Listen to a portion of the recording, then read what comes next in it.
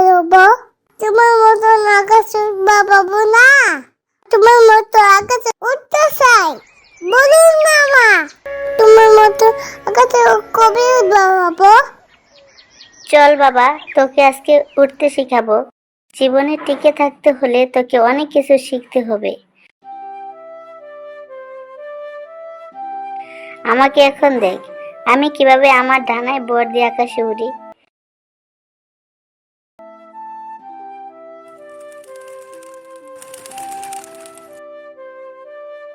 দেখলি তো বাবা, কিভাবে ডানাগুলোকে কাজে লাগিয়ে আকাশে উঠতে হয়।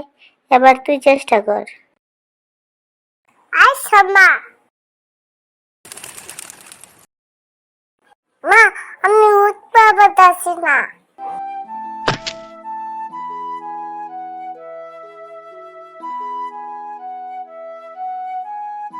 আবার চেষ্টা কর। মনে রাখবি, কোনো কিছুই প্রথমবারে হয় না।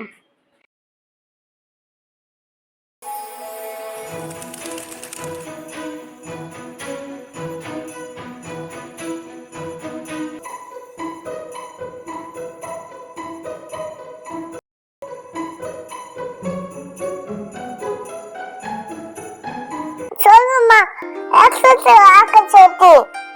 চল বাবা।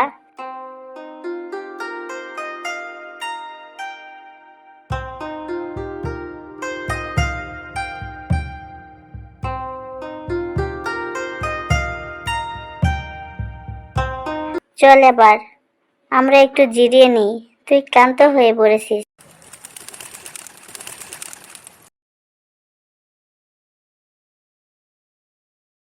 দেখো, সুন্দর বাসা মা।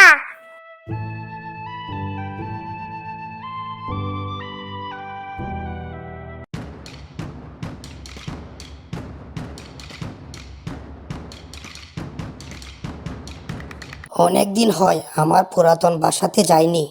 এইদিকে যেহেতু আসছি, আজকে একটু দেখে যায় আমার বাসাটা।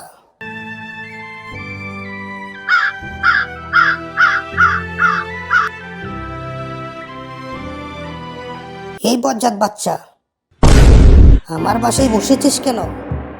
কার থেকে তুই অনুমতি নিয়েছিস? না ভাই কাক, আমরা কারো থেকে অনুমতি নিইনি। তবে এখানে আমরা বেশি সময় থাকবো না। আমি আমার বাচ্চাটিকে উঠতে শেখাচ্ছিলাম। সে ক্লান্ত হয়ে পড়লে আমরা এখানে এসে একটু জিরোচ্ছিলাম। এটা যে তোমার বাসা তাও জানা ছিল না। আমি এক্ষুনি চলে যাচ্ছি। তুমি ভাই রাগ করো না। তুমি অন্যায়ভাবে আমার বাসা দখল করেছ। আমি তোমাকে এভাবে যেতে দিব না। এই গাছে বসার সাহস হলো কিভাবে? আমি সকল পাখিকে ডেকে আনছি, দেখি তোমার ইজ্জত কোথায় থাকে। হে আমার পাখি ভাইয়েরা, তোমরা একটু এদিকে এসো। দেখে যাও এখানে কি অবিচার হচ্ছে আমার সাথে। আমার বাসা থেকে সর।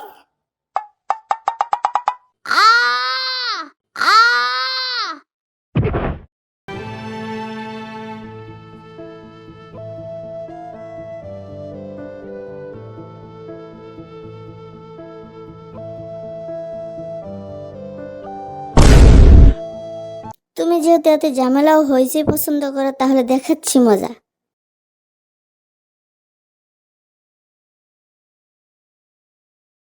এই বাসা থেকে আমি এখন আর এক পাও নড়ব না। দেখি কিভাবে এখান থেকে আমাকে তাড়াও।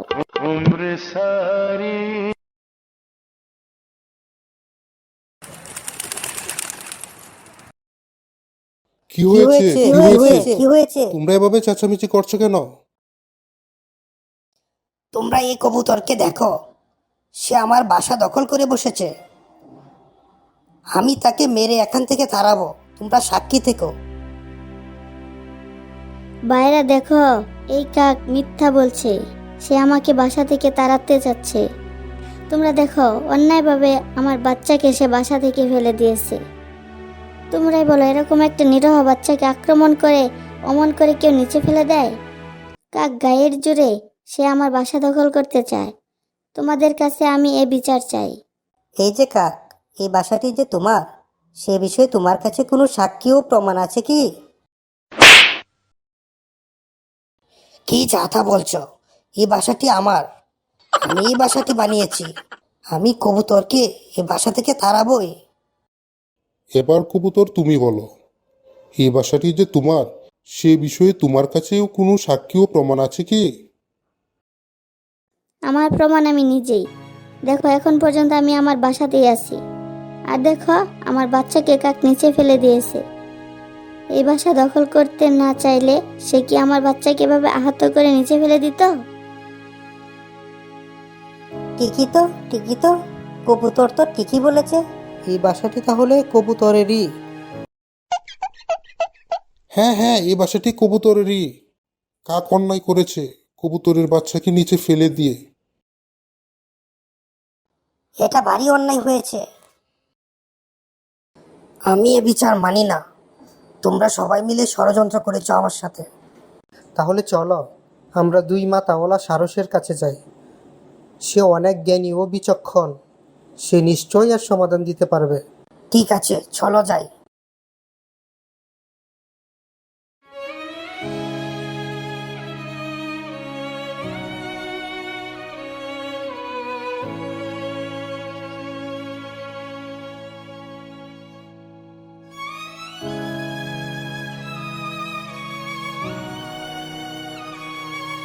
তোমরা সবাই হঠাৎ এখানে?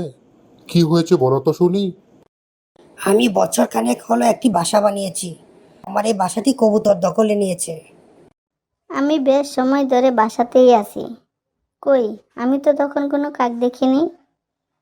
আমি দুর্বল, তাই আমার কাছ থেকে কাক বাসাটি নিতে চাচ্ছে। তুমি আগে কোথায় ছিলে কাক? আমার আর এক বাসায়। আর কবুতর, তুমি কোথায় ছিলে?